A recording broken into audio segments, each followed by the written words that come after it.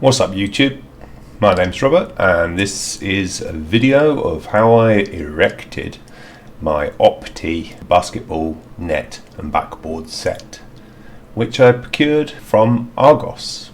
Maybe the ring could be or should be mounted completely below the backboard in that little cutout groove. The fact that there's a cut-off groove there, it kind of hints at the fact that it should be lower than the backboard. There's a target square on the backboard, and when you mount it to the backboard, obviously you're taking up a portion of that target square. So the target square and the little notch on the back of the backboard kind of hint that you should mount it below. But the instructions and indeed the advertising from Argos, you can clearly see it's actually attached to the backboard. Maybe something happened there at a production level that we're unaware of. Don't know. So my hoop, although it's at the north section of my 4x2 lump of wood, it's exactly 3 meters off of the ground, which is the regulation height, the height it should be at. Yeah, you might be thinking that's a bit unfair because I've got like a 13-year-old son and there's no way he's going to be able to slam dunk the funk, but you know, as he grows, I'm 6'6" myself, and he's catching up on me. As he grows and progresses and gets older, at least he's going to know what height to be aiming for, so it saves taking it up, taking it down, moving it left, moving it right and all that jazz. So at the top of my 4x2 that secures the backboard, I've actually notched an angle cut on there just to prevent rainwater from pooling and entering the wood. Don't really want to rot it out. Try to make every possibility to make it watertight.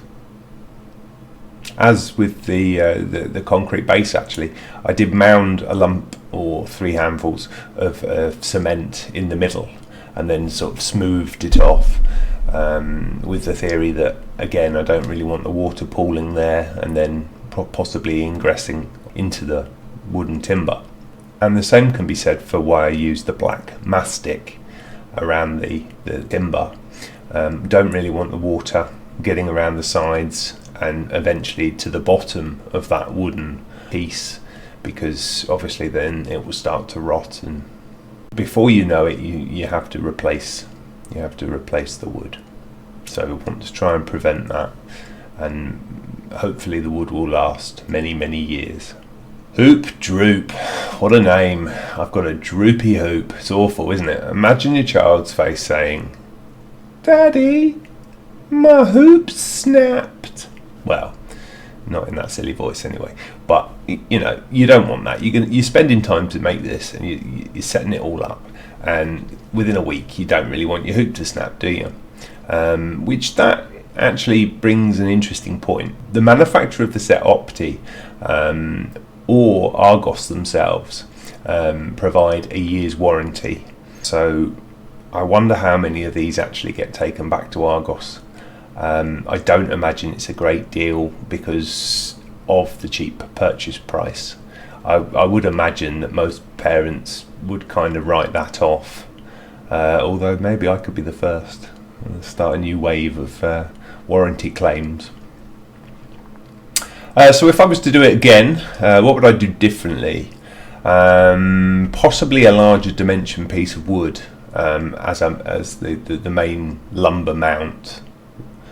I'm using a 4x3 inch lump of lumber wood, and the screw holes you have to mount to the side that's 4 inches wide, and the screw holes are quite tight.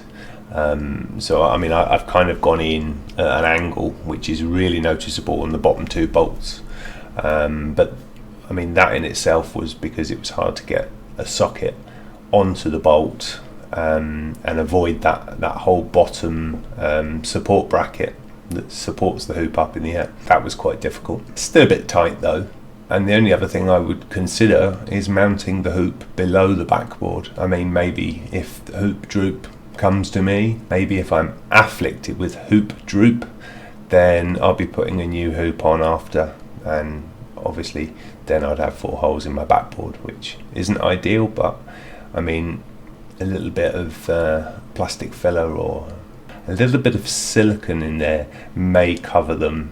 What we really don't want to happen is for that to happen in the first place. So trying to make every allowance so that doesn't happen.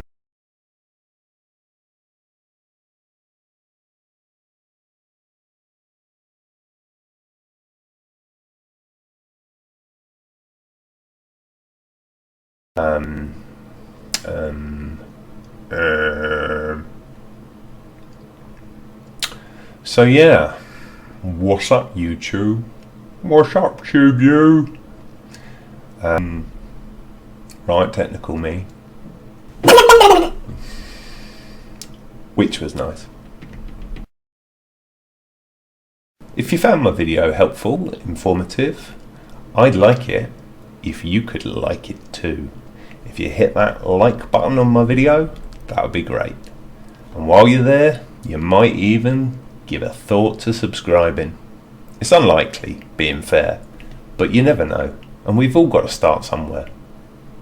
Thanks a lot YouTube. Thanks for watching.